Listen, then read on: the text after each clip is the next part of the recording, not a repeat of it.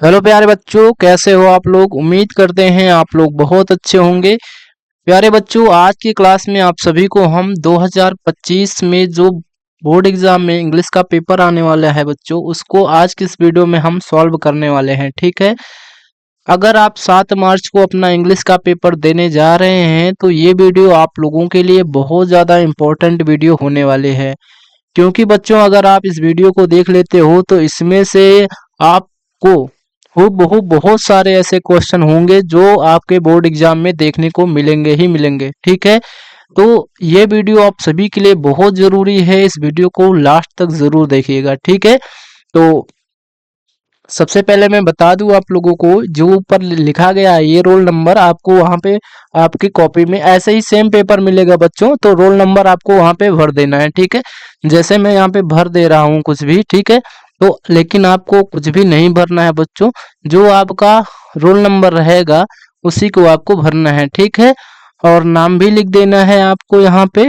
मान लेते हैं आपका कुछ नाम जो है, जो भी आपका नाम होगा वहां पे भर देना है। ठीक है। तो मैंने यहाँ पे अपना नाम भर दिया है और आपको भी ऐसे ही करना है बच्चों। ठीक है। समझ आया।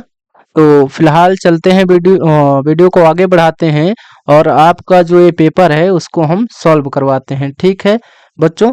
तो फिलहाल जो है, इस पेपर को सॉल्व कराने से पहले आप इस पूरे पेपर को देख लीजिए। ठीक है, एक बार फिर से। फिर हम क्या करवाएंगे, इस पेपर को सॉल्व करवाएंगे बच्चों। देखिए, यही पेपर हम पूरा आपको सॉल्व करवाने वाले हैं बच्चों। ठीक है। ये पूरा पेपर आप देखिए। इस पूरे पेपर को अभी के अभी हम क्या करवाएंगे, इस वीडियो में सॉल्व करवाएंगे बच्चों। ठीक है। पूरा पेपर बच्चों सॉल्व होगा, कोई दिक्कत लेने की बात नहीं है। ठीक है। समझ आया। तो चलिए भाई, वीडियो को स्टार्ट कर लेते हैं और पूरा पेपर हम सॉल्व करवाते हैं बच्चों। 1 मिनट रुकेंगे सभी लोग। तो एक बैग दो। अच्छा है तो रहने देते हैं। ठीक है बच्चों। चलिए, तो पेपर को सॉल्व करना अब स्टार्ट कर देते हैं भाई। तो जैसा कि आप सभी जानते हैं बच्चों कि आपको जो टाइम दिया जाता है वो 3 आवर्स 15 मिनट्स का दिया जाता है। ठीक है। सबको पता है भाई। जो मार्क्स होते हैं 70 मार्क्स आपका दिया जाता है इंग्लिश के सब्जेक्ट में। देखो बच्चों, जनरल इंस्ट्रक्शन में आपको क्या दिया गया है, मैं ओवरऑल ऐसे बता दे रहा हूँ, आपको वहां पे कुछ करने की जरूरत रहेगी नहीं। आपको पहले 15 मिनट्स क्या दिए जाते हैं, आपको क्वेश्चन पेपर पढ़ने के लिए दिया जाता है। तो मैं बोलूंगा बच्चों, क्वेश्चन पेपर बिल्कुल नहीं पढ़ना है, क्वेश्चन के आंसर करने स्टार्ट कर देना है। ठीक है। टाइम आपका वहां पे बहुत ज्यादा जरूरी होता है। तो देखो बच्चों, मैं यहाँ पे ही पढ़ के दे रहा हूँ सब कुछ। ठीक है। ऑल क्वेश्चंस आर कंपल्सरी, ये बोला गया है कि सभी क्वेश्चन करने का अनिवार्य हैं। ठीक है। तीसरा है instruction, this question paper is divided into 2 parts. आपको जो पेपर दिया जाएगा बच्चों, वो 2 पार्ट्स में डिवाइड होगा, part A and part B. ठीक है। और पार्ट ए में बच्चों आपके 20 मल्टीपल चॉइस क्वेश्चन होने वाले हैं, 20 एमसीक्यूज होंगे जो कि 1 मार्क के होंगे। ठीक है। सब क्या होंगे, 1 1 मार्क के होने वाले हैं। और उस क्वेश्चन का आंसर कहाँ पे आपको करना है बच्चों, आपको वो एक जो है OMR सीट दी जाएगी, उसको आपको उसी में करना है। ठीक है। चलो, फिफ्थ जो है इंस्ट्रक्शन है, for part A read the question wise instructions and mark your answer on the given OMR seat. वही बोला जो पीछे बताया बच्चों कि OMR में आपको उसका आंसर भरना है। ठीक है। आगे है कि part B consist of descriptive type question of 50 marks. 50 marks का क्या रहता है बच्चों, आपका डिस्क्रिप्टिव टाइप क्वेश्चन रहता है। ठीक है। समझ आया क्या, यानी लिखने वाले क्वेश्चन रहते हैं। और all the questions of part B are to be attempted, और जो भी कहा जाए क्वेश्चन करने के लिए उनको आपको करना है। ठीक है। तो फिलहाल ये इंस्ट्रक्शन दिए गए होते हैं आपके पेपर में, तो आपने यहीं पे पढ़ लिया, बहुत अच्छी बात है बच्चों। अब आपको वहां पे आपके 15 मिनट वेस्ट नहीं होने वाले हैं। तो चलिए, आपका जो है अब पेपर स्टार्ट होता है। अब यहाँ से आपका सॉल्यूशन स्टार्ट होता है बच्चों। ठीक। तो फिलहाल देखिए, पार्ट ए में आपसे क्या पूछा गया है। पहला क्वेश्चन क्या है, मल्टीपल चॉइस क्वेश्चन में क्वेश्चन नंबर 1 2 3 में बच्चों एक पैसेज दिया जाएगा। बोला गया है, read the following passage carefully and choose the correct options to answer the questions that follow. ठीक है। कहने का मतलब क्या है बच्चों, कि एक पैसेज दिया गया है जैसा कि आप लोग देख पा रहे हैं, ठीक है। इस पैसेज को आपको पढ़ना है अच्छे से केयरफुली, ठीक है। और इसके बिहाफ पे बच्चों आपको 3 प्रश्न दिए गए हैं। क्वेश्चन नंबर 1, अब देखिए यहाँ पे क्वेश्चन नंबर 1 और यहाँ पे 2 और यहाँ पे 3 क्वेश्चंस हैं उसी के रिगार्डिंग, और आपको क्या करना है, इनका आंसर करना है बच्चों, ठीक है। तो फिलहाल चलिए इसको हल करते हैं। अब देखिए बच्चों कि ये जो है पैसेज आपको तुरंत पढ़ते नहीं लगना है, ठीक है। आपको क्वेश्चन पढ़ने हैं फिर आंसर करना है। तो क्वेश्चन आपका क्वेश्चन नंबर 1 है, what are the forest called, ठीक है। बोला गया है कि जंगलों को क्या कहा गया है, ठीक है। तो ऑप्शन नंबर ए है ग्रीन गोल्ड, बी है ब्लैक डायमंड, सी है येलो गोल्ड, डी है नन ऑफ दीज। तो बच्चों इसी पैसेज को आपको पढ़ना है और आपको आंसर करना है। तो फॉरेस्ट आर कॉल्ड, देखिए ये पहले ही लाइन में इसका आंसर है, forest are called the green gold. क्या है बच्चों, ग्रीन गोल्ड उसको बोला गया है। तो यानी ग्रीन गोल्ड कहाँ पे है, ऑप्शन नंबर ए में है। तो option number A is the right answer. और आपको जो OMR शीट मिली है बच्चों, उसमें आपको पहले का कौन सा आंसर भरना है, यहाँ पे ABCD रहेगा। और यहीं पे आपके नीचे क्या रहेगा बच्चों, गोला रहने वाला है यहाँ पे। और पहले का कौन सा ऑप्शन सही है, ए ऑप्शन है। तो आपको ब्लैक पेन से ए नंबर को मार्क कर देना है, ठीक है। चलो बढ़िया है, समझ आया क्वेश्चन। चलिए क्वेश्चन नंबर 2 की ओर मूव करते हैं। क्वेश्चन नंबर 2 है, what products to the forest give us, ना कौन सा ऐसा पदार्थ है, प्रोडक्ट है जो हमें फॉरेस्ट देता है, ठीक है, जंगल। रेन देता है, वैल्यूएबल थिंग्स प्रोडक्ट्स देता है, प्रिवेंट फ्लड्स, डी है ऑल ऑफ दी अबव। तो बच्चों देखिए जब आप पैसेज को पढ़ेंगे तो आपको पता चल जाएगा। देखिए क्या है, दे मतलब फॉरेस्ट की ही बात हो रही है। They give us rain, rain देता है, prevent floods, give a number of valuable products. तो यानी ऑप्शन नंबर डी क्या होगा यहाँ पे राइट होने वाला है। रेन तो देता ही है, वैल्यूएबल प्रोडक्ट्स भी देता है, प्रिवेंट फ्लड्स, ये आपका ऑप्शन नंबर डी क्या है यहाँ पे राइट आंसर है दूसरे का, ठीक है। तो दूसरे क्वेश्चन का कौन सा ऑप्शन सही है भैया, दूसरे का बच्चों आपका क्वेश्चन यहाँ पे कौन सा सही है, डी सही है। यानी कि यहाँ पे 4 गोले रहेंगे तो आपको कहाँ पे भरना है, यहाँ पे भरना है, ठीक है बच्चों। चलिए फिलहाल समझ आ गया होगा ये क्वेश्चन। क्वेश्चन नंबर 3 क्या है बच्चों, what is mean by word fruitful. Fruitful का मतलब क्या होता है आपको बताना है।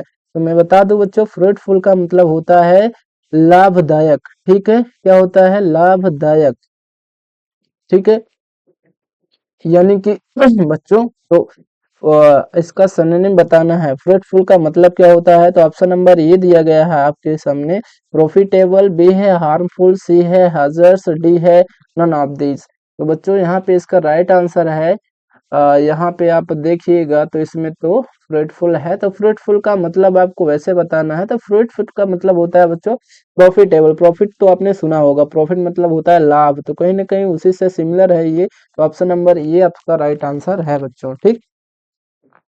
समझ में आया, आई होप सबको समझ में आ रहा होगा। चलिए क्वेश्चन नंबर 4 कर लेते हैं। क्वेश्चन नंबर 4 आपसे क्या बोला गया है, क्वेश्चन नंबर 4 है, see dot dot to the market with her cousins, ठीक है। आपको 4 ऑप्शन दिए गए हैं, इन चारों ऑप्शन में से कौन सा राइट आंसर है कमेंट करना है, ठीक है।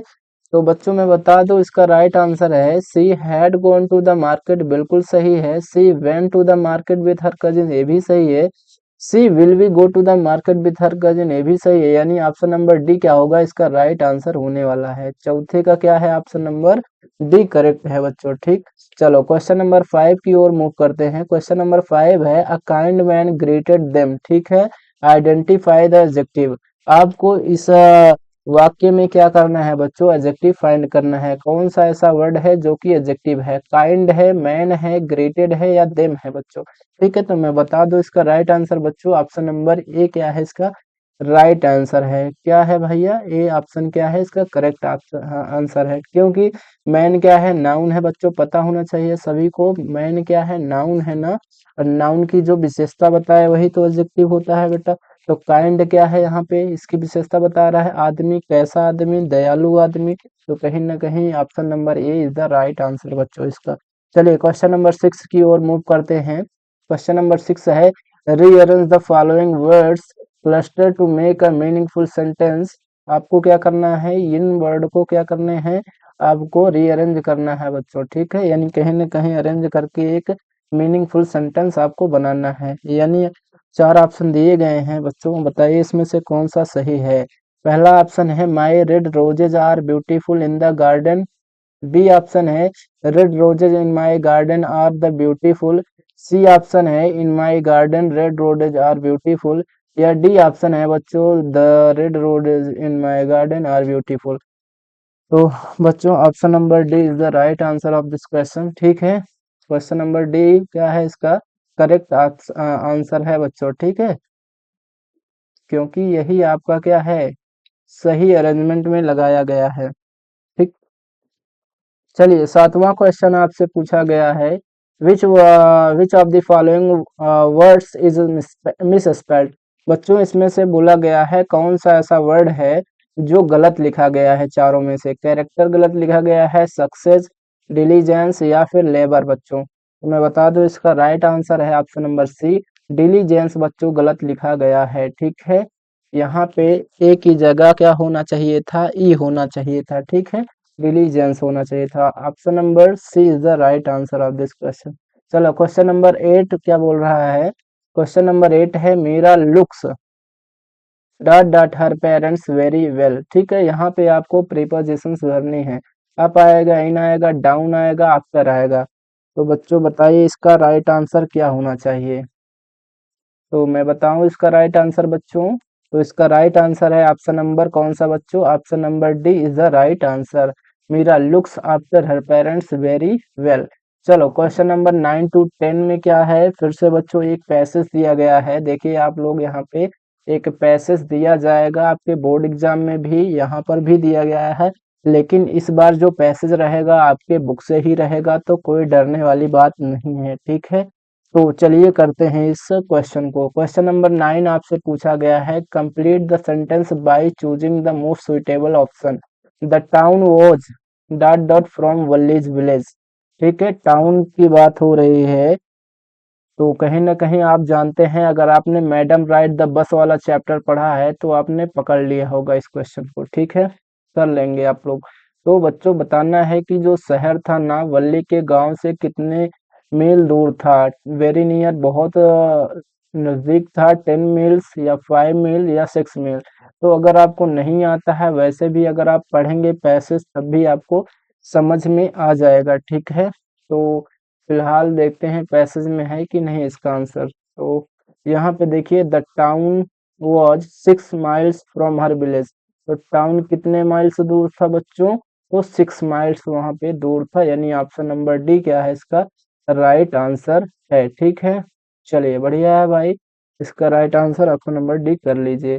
क्वेश्चन नंबर 10 आपसे पूछा गया है, इसी के रिगार्डिंग है पैसेज के, the fair of the bus was dot dot one way. Fair मतलब क्या होता है बच्चों, फेयर मीन्स होता है किराया, आप जानते हैं ना किराया होता है, तो किराया एक बार जाने का कितना था, ठीक है, बस से।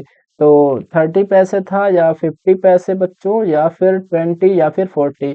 तो इसका राइट आंसर है ऑप्शन नंबर कौन सा भैया, ए होना चाहिए, ठीक है। होना क्या है ही, जब आप पढ़ेंगे पैसेज को तो पता चल जाएगा आपको, नहीं अगर आपने पढ़ रखा है तो देखिए यहाँ पे द फेयर वॉज 30 पैसे वन वे, कितने पैसे थे 30 पैसे। ऑप्शन नंबर कौन सा सही है बेटा इसका right answer, option number A is the right answer of this question, ठीक।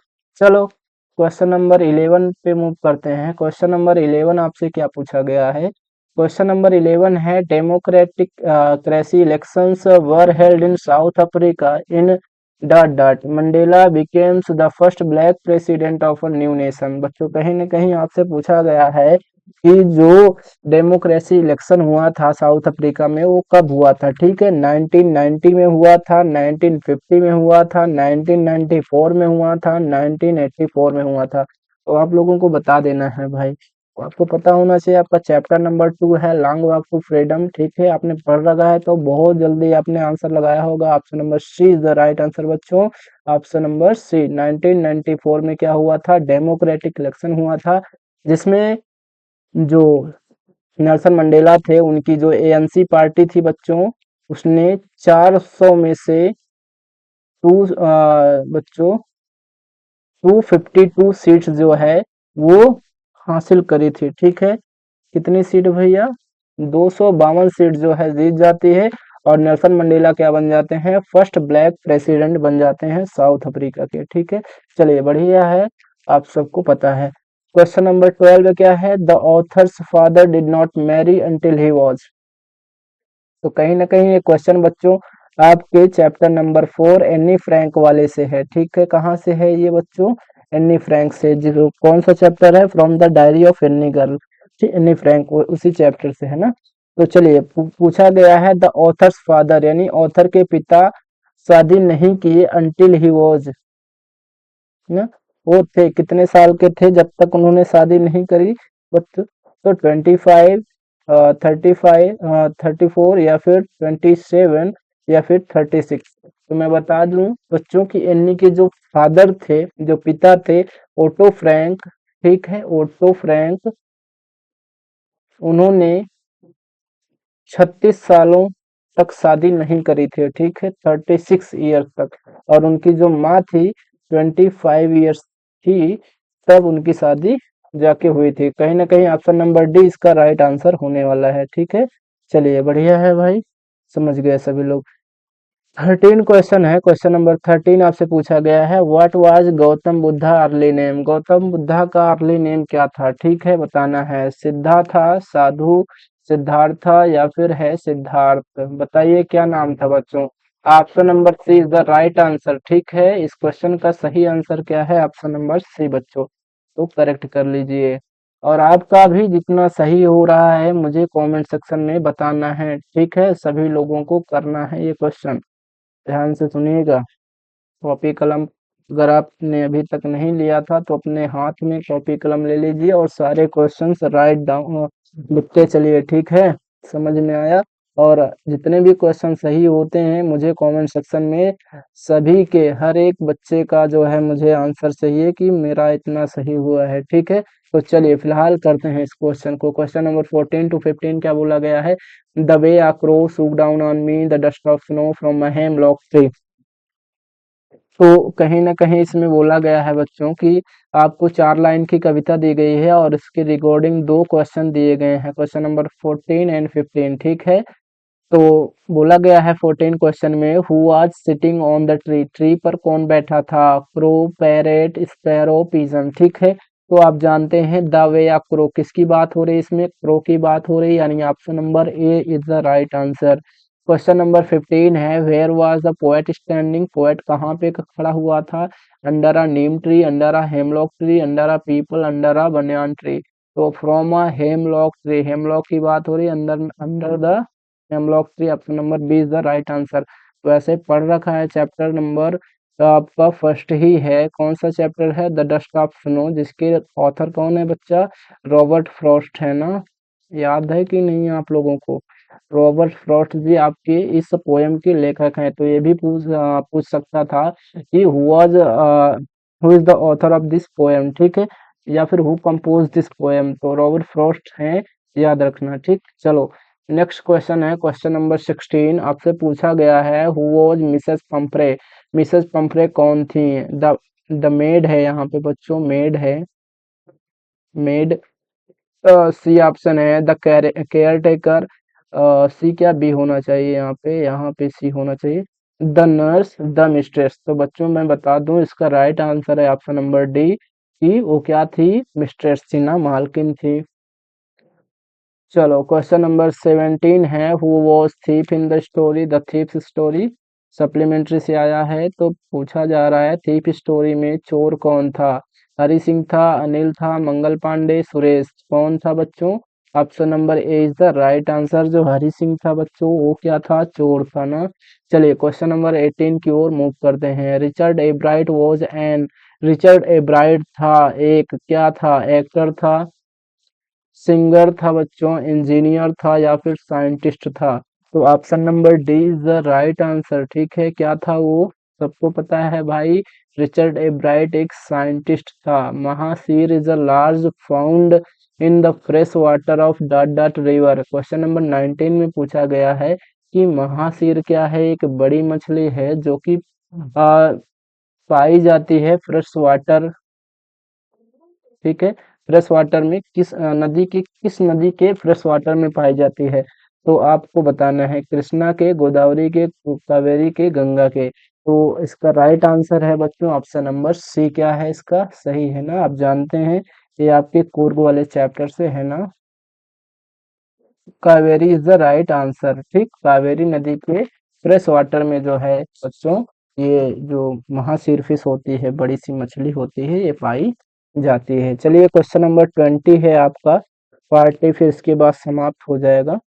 ठीक, तो क्वेश्चन नंबर 20 आपसे पूछा गया है, who was Ramlal eldest daughter? ठीक, रामलाल की सबसे बड़ी बेटी का नाम बताना है आपको। मंगला था, चंपा था, राधा था, सुलेखा था।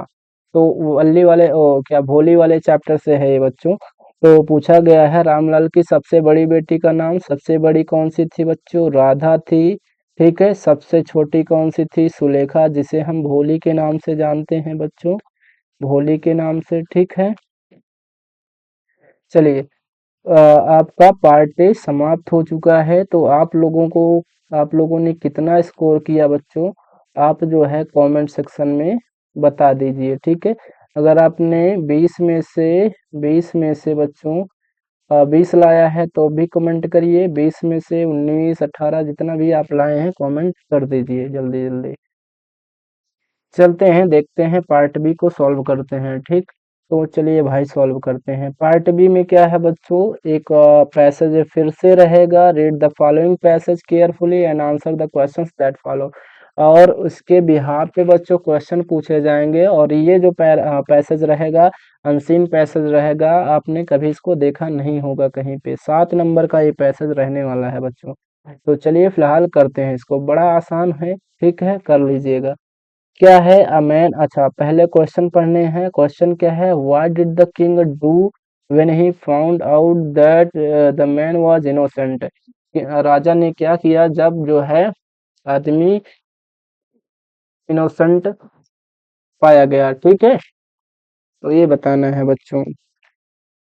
तो a man was kept in jail without any fault. एक आदमी को जेल में रखा गया था विदाउट किसी फॉल्ट, गलती की। When the king visited the jail he told him that he was innocent. ठीक है, और फिर जब राजा ने जेल विजिट किया, जेल के अंदर गया, तो उसने बताया कि वो इनोसेंट है, उस आदमी ने। ठीक है, the king found out that it was true. और राजा को पता लगा कि भाई वो जो बोल रहा है वो सही था। ठीक है, सही है। The king gave him some of money and set him free. तो बच्चों क्या किया था? तो वही ऑप्शन नंबर यहाँ, मतलब क्या ऑप्शन, क्या यहाँ पे आपको उसका आंसर लिख देना है। ठीक है, तो क्या किया था बच्चों? तो आपको लिखना है, क्या है इसका answer, the king gave him money. ठीक है, and set him free when he found out he was innocent. ठीक है, तो राजा ने क्या किया बच्चों? उसको पैसे दिए, जैसा कि यहाँ पे आप लिख सकते हैं, द किंग, यहाँ से इसका आंसर है, the king gave him a some of money. ठीक है, एंड सेट हिम फ्री। ठीक है, when the king found that he that the man was innocent. ठीक है, तो कहीं ना कहीं इसका राइट आंसर आप बना के भी लिख सकते हो, या फिर जो यहाँ पे मैंने लिखा हुआ है आंसर उसको भी आप लिख सकते हो बच्चों। ठीक है, why was the shopkeeper surprise? Shopkeeper क्यों सरप्राइज था बच्चों? तो आप देखिए इसका राइट आंसर कहाँ है बच्चों। He went straight to the market. राजा की बात, अच्छा राजा की बात नहीं हो रही, इस आदमी की बात हो रही है। There some birds were kept in cage for sale. He purchase all the birds from the shopkeeper and set them free at this. अच्छा, क्या किया था बच्चों? He purchase all the birds from the shopkeeper and set them free. तो इसका right answer यहाँ पे लिख देना है कि the shopkeeper was surprised because the man freed all the birds. ठीक है, तो शॉपकीपर क्यों सरप्राइज था बच्चों? क्योंकि उसने, यहाँ पे आप लिख सकते हो, यहाँ से लेकर यहाँ तक कि he purchased all the birds from the shopkeeper set them free, ठीक है। At this the shopkeeper was surprised, यहाँ पे इसका राइट आंसर आप लिख सकते हो इस क्वेश्चन का। क्वेश्चन नंबर सी इसी से रिलेटेड है, व्हाट डिड द मैन से टू द शॉपकीपर, ठीक है, मैन ने, उस आदमी ने शॉपकीपर से क्या कहा था। तो बच्चों देखिए, then the man said him, ये कहा था, if you had been in prison like me for no fault you would have done this the same, ठीक है। कहीं ना कहीं इसका राइट आंसर यही लिखना है कि the man said if you were in prison like me you would do the same, ठीक। चलो, which word in the passage is opposite of sold, ठीक है, कहीं ना कहीं सोल्ड का अपोजिट यहाँ पे कोई ऐसा वर्ड पैसेज में है जो आपको बताना है। तो सोल्ड मतलब क्या होता है बच्चों, सोल्ड मतलब बेचना होता है, और मैं बता दूं परचेज मतलब क्या होता है, खरीदना होता है। तो यही क्या है, इस वर्ड, ये जो वर्ड है ये क्या है, इसका अपोजिट है। तो the opposite word of sold is क्या है बच्चों, परचेस्ड, परचेस्ड लगा देना है और आपका राइट आंसर बन जाएगा।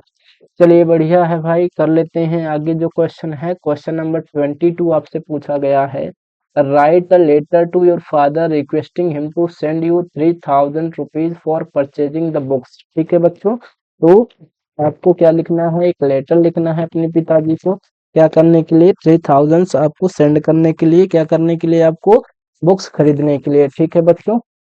समझ आया क्वेश्चन। तो आपको जो है इसका आंसर कैसे लिखना है आपको मैं बता दे रहा हूँ।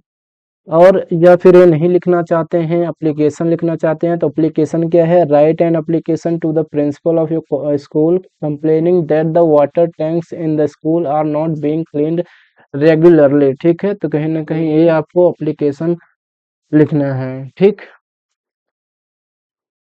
बच्चों समझ आया क्या? हाँ। तो देखिए, अगर आप लेटर लिखना चाहते हैं तो लेटर यहाँ पे है बच्चों, लिख लीजिए, मैं बता दे रहा हूँ लेटर कैसे लिखा जाता है। तो लेटर आप यहाँ पे सबसे पहले क्या करेंगे बच्चों, आप एड्रेस लिखेंगे, एड्रेस यहाँ नहीं लिखा गया है, तो मैं यहाँ पे एड्रेस पहले लिख देता हूँ, ठीक है। आप यहाँ पे एड्रेस लिखेंगे कि 10 विजयनगर, विजयनगर, ठीक है। और यहाँ पे जो भी है सांगीपुर, प्रतापगढ़, बच्चों आपको एड्रेस ऐसे ही एड्रेस लिख देना है। उसके बाद बच्चों आपको, dear father I hope you are doing well, I need 3000 to buy books for my studies, please send the money soon, I will use it wisely, ठीक है। फिर आपको योर लविंग सन या डॉटर जो भी है, और आपको अपना नाम नहीं लिखना है, नेम लिख के बच्चों क्या करना है, नेम में XYZ ऐसे लिख देना है, ठीक है। आपको अपना नाम नहीं लिखना है, ये बात याद रखना है आपको, ठीक है। और डेट आपको डाल देना है, डेट आपको यहीं पे डालना है। डेट आपको क्या है, आज की डेट, तो आपको आज की डेट है, जो भी है बच्चों आपको यहाँ पे डेट डाल देनी है, ठीक है।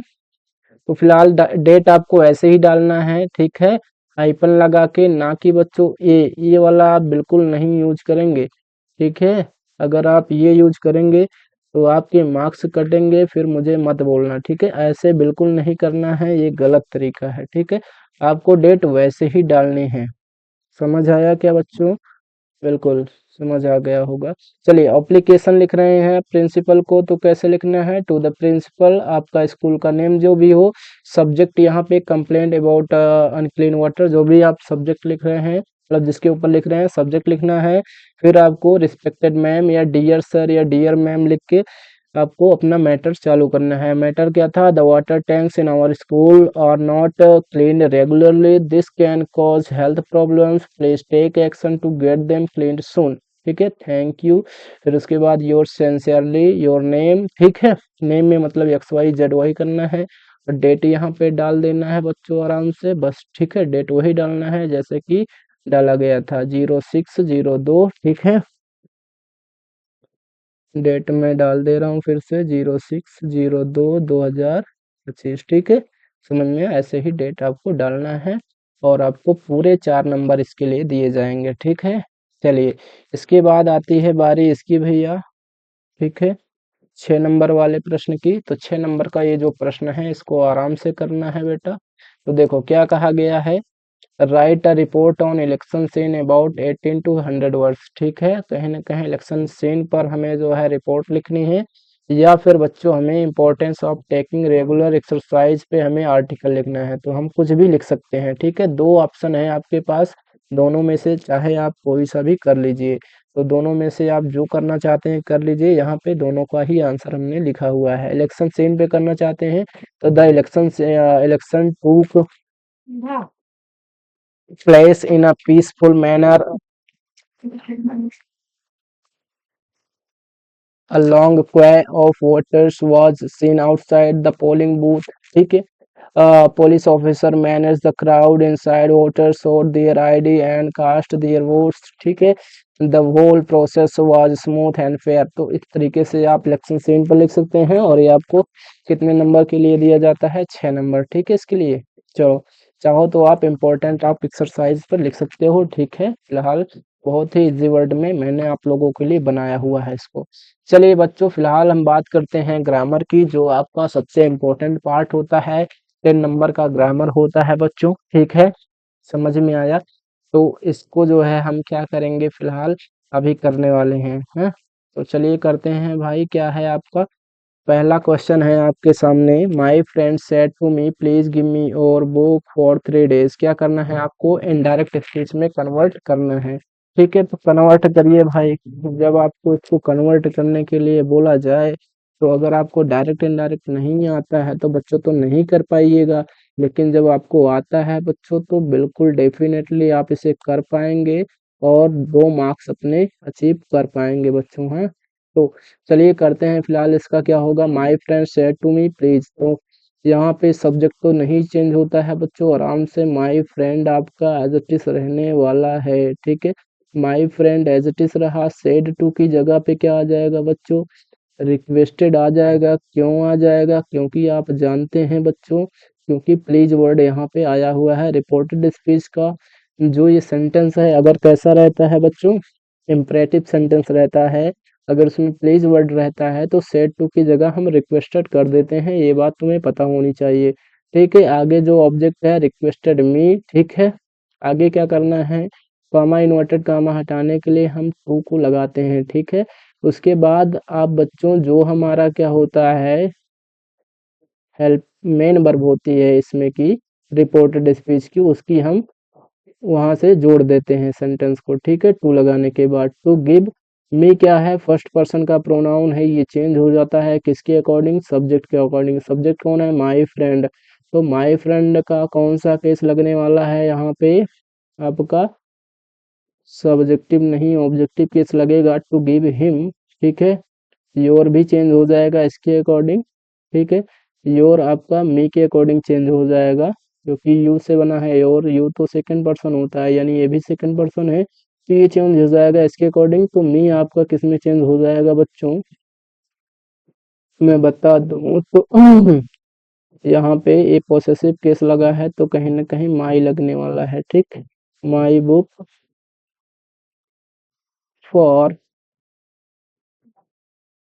3 days। ठीक है, जिनको ये नहीं समझ में आया बच्चों, मैंने एक कंप्लीट वीडियो इसके ऊपर डायरेक्ट इनडायरेक्ट के ऊपर बनाई हुई है, आपने उसे नहीं देखा है तो जाके देख लीजिएगा, आपको बिल्कुल समझ में आ जाएगा। ठीक है बच्चों, कोई घबराने की बात नहीं है कि ये कैसे हो गया, ये कोई मिरेकल नहीं है, इसके पीछे थोड़ा सा लॉजिक है मेरा बच्चा, इसको कर लेना तो आपको आ जाएगा। ठीक है, चलिए आगे है, do not insult the poor. ठीक है, तो कहीं ना कहीं इसको हमें क्या करना है, पैसिव वॉइस में चेंज करना है बच्चे। ठीक है, तो कैसे करेंगे भाई इसको पैसिव वॉइस में चेंज, तो चलिए, तो इसका राइट आंसर यहाँ पे लिख देते हैं, the poor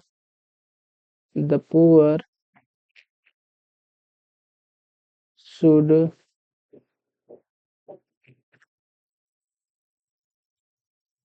should not be insulted, insulted. ठीक है बच्चों, क्या है इंसल्टेड, इसका राइट आंसर है। ठीक है, ये क्या बना इसका पैसिव वॉइस। ठीक है बच्चों, तो do not insult the poor का पैसिव वॉइस क्या बना बच्चों, do the poor should not be insulted.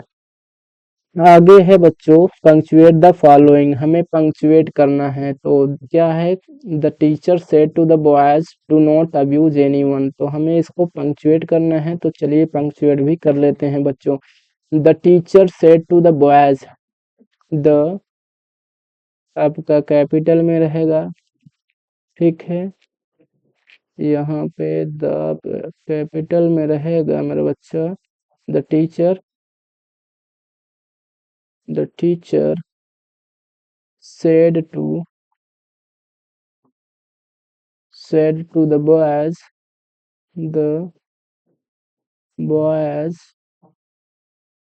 Comma लगाना है, फिर यहाँ पे इन्वर्टेड कॉमा लगाना है मेरे भाई। फिर आपको क्या करना है, do not abuse anyone. Abuse क्या है भाई, अब्यूज एनी वन। ठीक है, तो इसका राइट आंसर बच्चों ये रहा। ठीक है, यहाँ पे लगा लेना है। तो कहीं ना कहीं बच्चों इसका राइट आंसर क्या रहा, ये रहा। इसको आपको क्या लेना है, अंडरलाइन, और इसका राइट आंसर बच्चों बन के रेडी है। ठीक, तो इसको आप नोट कर लीजिए बच्चों। अब क्या करना है, हमें ट्रांसलेशन करना है। ठीक है, तो चलिए भाई ट्रांसलेशन भी कर लेते हैं।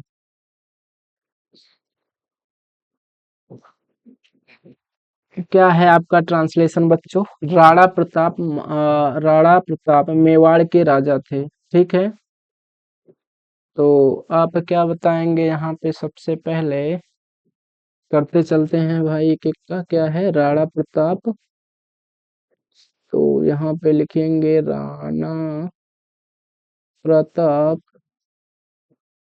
राणा प्रताप क्या थे बच्चों, मेवाड़ के राजा थे। तो वाज किंग ऑफ मेवाड़। ठीक है, कहाँ के राजा थे बच्चों, मेवाड़ के राजा थे। तो मेवाड़ लिख देना है यहाँ पे, इसका राइट आंसर ये बन जाएगा। ठीक है, मेवाड़ बच्चों यम कैपिटल में कर देते हैं तब सही हो जाएगा। तो मेवाड़, ठीक है। Rana Pratap was the king of Mewar, यानी कि राणा प्रताप मेवाड़ के राजा थे। ठीक है, चलो आगे क्या है बच्चों, अपने देश की स्वतंत्रता के लिए उन्होंने अनेक कष्ट उठाए। ठीक है, तो कहीं ना कहीं इसका क्या हो जाएगा, यहाँ पे देखिए करते हैं। तो अपने देश की स्वतंत्रता के लिए उन्होंने, तो उन्होंने की इंग्लिश लगाइएगा ही, और क्या कष्ट उठाए, यानी ही सफर्ड अ लॉट। ठीक है, उन्होंने बहुत कष्ट उठाए, क्या करने के लिए, अपने देश की स्वतंत्रता के लिए। He suffered a lot to,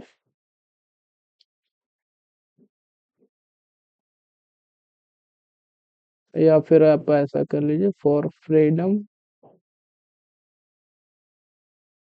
of his people. ठीक है, पीपल। ठीक है बच्चों, he suffered a lot for freedom of his people ना, उन्होंने अपने अच्छा पीपल नहीं है, अपने देश है, ऑफ हिज कंट्री। ठीक मेरा भाई, क्या करना है, ऑफिस कंट्री कर देना है, कंट्री। ठीक, चलो हो गया। आगे है, अकबर की सेना ने उन्हें हल्दी घाटी के युद्ध में हरा दिया। ठीक है, तो इसको भी कर लेते हैं भाई। अकबर की सेना ने उन्हें हल्दी घाटी के युद्ध में हरा दिया, तो क्या, तो हरा दिया, ही वॉज डिफीटेड।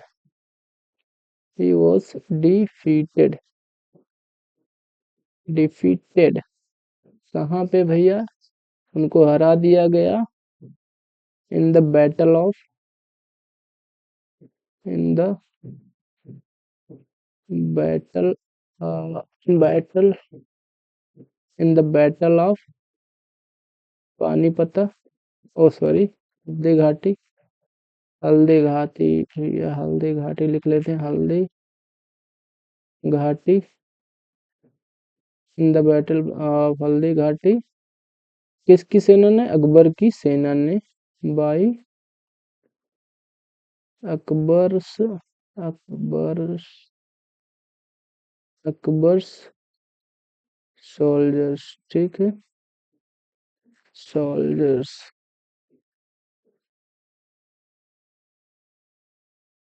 सोल्जर्स, ठीक है, सोल्जर्स, यहाँ पे आपको लिख देना है बच्चों।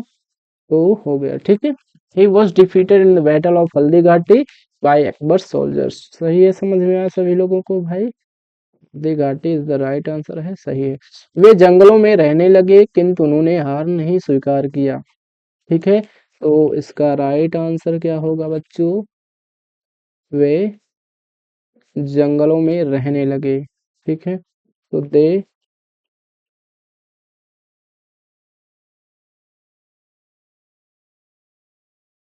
सॉरी दे नहीं लगाना है,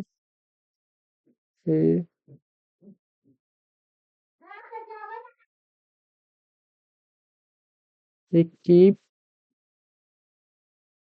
लिविंग, ठीक है, keep living, living in the jungle, in the jungle, jungle बच्चों, किंतु बट उन्होंने हार नहीं स्वीकार किया, बट he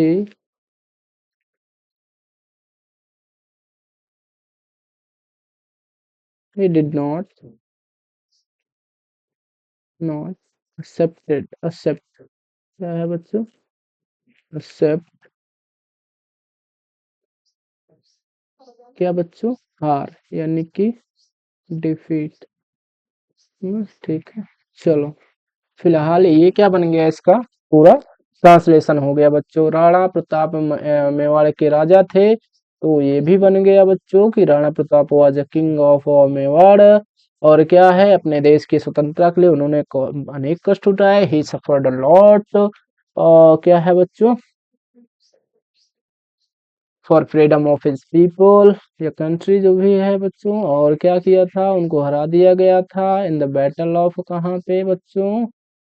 हल्दी घाटी। और वो रहने लगे, he keep living in the jungle, but did not accept what बच्चों, क्या नहीं एक्सेप्ट किया था उन्होंने?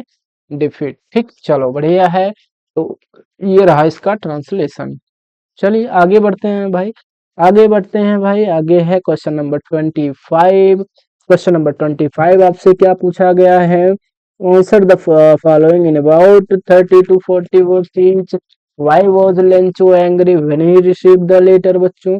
तो लेंचो क्यों एंग्री था जब उसको पत्र मिला, ये बताना है, ठीक है। तो इस क्वेश्चन को नोट करेंगे सभी भाई लोग, ठीक है। So Lencho was angry because he asked God for money but he received less than he accepted ना। लेंचो क्यों भाई दुखी हुआ? क्योंकि उसने भगवान से पैसे मांगे थे लेकिन उसको कम पैसा मिलता है जितना उसने एक्सपेक्ट किया था, ठीक है। क्योंकि उसने तो 100 पैसे मांगे थे, आपको पता होगा 100 पीसोस, ठीक है, और उसको 70 पीसोस ही मिलता है। दैट्स वाई वो क्या था, थोड़ा सा एंग्री था, ठीक है। चलिए आगे है, या तो आप ये क्वेश्चन लिखेंगे या तो अथवा में भी दिया गया है। What does any right in her first essay? Any ने अपने फर्स्ट एसे में क्या लिखा था, ये बताना है। तो any wrote an essay titled a chatter box ना, ठीक है। इसके टाइटल क्या था उस एसे का? चैटर बॉक्स था, उस पे उन्होंने ऐसे लिखा था about how much she talks, की वो कितना ज्यादा बात करती हैं उसके बारे में। सी आर्ग्यूड, उन्होंने आर्ग्यू किया था that talking is a necessary, कि टॉकिंग क्या है बच्चों? नेसेसरी है। तो इसका आंसर ये है। चलिए क्वेश्चन नंबर बी है, describe the wild life of पूर्व। तो 3-3 नंबर के प्रश्न हैं बच्चों, जिनमें से आपको क्वेश्चन नंबर 25 में 6 मार्क्स दिए जाते हैं, क्योंकि 2 प्रश्न करने होते हैं और 4 क्वेश्चन दिए जाते हैं। तो पहले में ये दिया गया है, अथवा में दिया गया है ए का, बी का भी ऐसे दिया जाएगा, ए दिया जाएगा, बी दिया जाएगा, ये वाला, ठीक है। तो आप 2 में से 4 दिया जाएगा, 2 करना रहेगा, जिनमें से एक के लिए 3 मार्क रहेगा, तो 3-3 6 मार्क आपको दिए जाएंगे। तो describe the wild life of Coorg. तो Coorg is home to rich wild life, there are elephants, birds and different types of plants and trees. आप ऐसा लिख सकते हो बच्चों, तो 3 मार्क्स दिया जाएगा। Why did Buddha preach his first sermon. Buddha ने अपने फर्स्ट सरमन में क्या प्रीच दिया था, ठीक है, यही बताना है। तब Buddha preached that life is full of suffering, he taught that people should leave their desire to find peace. ठीक है, कहीं ना कहीं यही उपदेश दिया था उन्होंने अपने फर्स्ट प्रीच में। ठीक है, चलो फर्स्ट सरमन में। चलो बच्चों, ये तो हो गया क्वेश्चन नंबर 26 की ओर मूव करते हैं। क्वेश्चन नंबर 26 है, answer any one of the following in about 60 word. 60 word में दिया जाएगा और आपको 4 नंबर का ये क्वेश्चन रहेगा। ठीक है बच्चों, आपको करना रहेगा ए और बी, 2 क्वेश्चन है, इनमें से एक ही को करना है। तो चलिए, क्या है पहला क्वेश्चन है, how did Siddhartha Gautam get enlightenment, why did he name the big tree as the Bodhi tree. ठीक है, कहीं ना कहीं पूछा गया है कि सिद्धार्थ गौतम को ज्ञान की प्राप्ति कैसे हुई और उन्होंने बोधि ट्री नाम क्यों दिया था।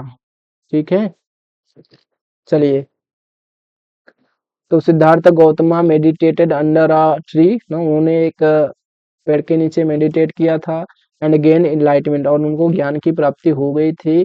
This tree was named Bodhi tree because Bodhi means wisdom, और इसको बोधि नाम इसलिए दिया गया था बच्चों, क्योंकि बोधि का मतलब क्या होता है, विजडम, बुद्धिमत्ता। ठीक है, ये होता है, चलिए, ज्ञान होता है। चलिए, क्वेश्चन नंबर बी है इसी का, do you think Valli enjoyed her first bus ride, give example from the lesson to support your answer. ठीक है, तो बोला गया है यस, हाँ, वल्ली ने भाई क्या किया था, एंजॉय किया था अपनी फर्स्ट राइड में। Valli enjoyed her first bus ride. ठीक है, she watched everything outside with excitement, she did not talk anyone but observe everything with joy. ठीक है, तो कहीं ना कहीं ये आंसर लिख सकते हो और आपके लिए 4 नंबर पक्के हो जाएंगे। क्वेश्चन नंबर 27 में क्या ही रहता है बच्चों, कितने लोग ऐसे हैं जिनको 2 पोयम याद है बच्चों। ठीक है, अगर आपको 2 पोयम याद है तो 3 नंबर तो आपको फ्री में मिलने वाले हैं। ठीक है, नहीं याद है तो भाई आपको प्रॉब्लम होने वाली है। ठीक है, तो याद कर लीजिए, अभी नहीं याद है याद कर लीजिए। क्वेश्चन नंबर 27 में आपको क्वेश्चन करने के लिए दिया जाता है, तो क्वेश्चन कौन करता है भाई, अथवा में आपको 4 लाइन की ही तो कविता लिखनी है। ठीक है, right 4 lines from one of the poems given in your text box. ठीक है, डू नॉट कॉपी, कॉपी तो नहीं करना है, जो आपको पहले देखा ना आप लोगों ने दिया गया था, लेकिन आपको 2 पोएम याद रखनी है। एक पोएम मान लेते हैं जो याद करा है वो आ गई है, दूसरी पोएम जब आपने याद किया है उसको लिख देना है, और 3 नंबर आपको दिया जाएगा इसके लिए। ठीक बच्चों, तो इसको हम नहीं करने वाले हैं, इसको आप कर लीजिएगा। क्वेश्चन नंबर 28 क्या है, इसको करते हैं। क्वेश्चन नंबर 28 में है, right the central idea any one of the. यहाँ पे 3 जो है सेंट्रल पोएम दी गई हैं, इन पोएम के नेम है। ठीक है, आपको इनका सेंट्रल आइडिया लिखना है, तो डस्ट ऑफ स्नो, फॉग और एनिमल, किन्हीं एक पे सेंट्रल आइडिया लिखना है। तो बच्चों, डस्ट ऑफ स्नो याद कर लीजिए, फायर एंड आइस याद कर लीजिए, इन्हीं में से एक फंसने वाला है 100%। ठीक है, तो डस्ट ऑफ स्नो पे आप चाहो तो देखिए, तीनों पे हमने लिख रखा है, जिस पे भी आप याद करना चाहो लिख लीजिए। ठीक है, आप यहाँ पे स्क्रीनशॉट लीजिए बढ़िया से और उसको कंप्लीट कर लीजिए, याद कर लीजिए। ठीक है बच्चों, तो ये जो है आप लोग कर लीजिएगा। क्वेश्चन नंबर 29 क्या है, इसको कर लेते हैं जरा। क्वेश्चन नंबर 29 है, answer any one of the following in about 30 to 40 word each. ठीक है, तो कहीं ना कहीं हमें क्या करना है, किसी एक का जो है आंसर करना है, ए ऑप्शन में से या बी वाले का आंसर करना है। ठीक है, आप जो चाहें उसका आंसर कर सकते हैं, हमने यहाँ सबका किया हुआ है। When Tricky's mistress heard that he needed a treatment, what was her reaction। ठीक है, तो ट्रिकीज मिस्ट्रेस वाज वेरी वरीड ना, ट्रिकी की जो मिस्ट्रेस थी मिसेस पंपरे, वो बहुत ज्यादा चिंतित थी। She thought Tricky was seriously ill, कि ट्रिकी जो है वो सोचती है कि ट्रिकी वास्तव में बीमार हो गया है, एंड नीडेड इमीडिएट ट्रीटमेंट, और उसको तुरंत क्या है, ट्रीटमेंट की जरूरत है। Describe the family of Ramlal. ठीक है, तो क्वेश्चन है, इसका आंसर देखिए, Ramlal had many daughters, Ramlal के पास फोर डॉटर थी, आप जानते हैं। Youngest daughter Bholi was not beautiful and had a speech defect. उसकी जो भोली थी ना, वो क्या थी, ब्यूटीफुल नहीं थी, उसको थोड़ा सा उसके खराबी थी, ठीक है, थोड़ा सा डिफेक्ट था उसमें। चलो, बोलने में क्या थी उसकी परेशानी थी ना, स्पीच करने में, ठीक है, चलो बढ़िया है। 30 क्वेश्चन है, answer any one of the following in about 60 words. तो क्या करना है आपको, इसका आंसर करना है, और ये आपका लास्ट क्वेश्चन है बच्चों पेपर का। क्वेश्चन नंबर चाहे ए कर लो चाहे बी कर लो। तो कैरेक्टर ऑफ भोली का स्केच लिखिए, चाहे मिसेस पंपरे का कैरेक्टर स्केच लिख दीजिए, ठीक है। तो बच्चों आपको 4 मार्क्स दिए जाएंगे, ये 4 मार्क्स का क्वेश्चन है, ठीक है। चलिए भाई, तो पेपर आपका हो गया क्या बच्चों, समाप्त। ये बढ़िया सा कैरेक्टर स्केच लिखा गया है, इसको याद कर लीजिएगा। आपका यहाँ पे पेपर होता है समाप्त। तो बच्चों बताइए जल्दी से कैसे लगी वीडियो, और अपने दोस्तों में इस वीडियो को शेयर कर देना। मिलते हैं आप सभी से नेक्स्ट वीडियो में। धन्यवाद। जय हिंद, जय भारत।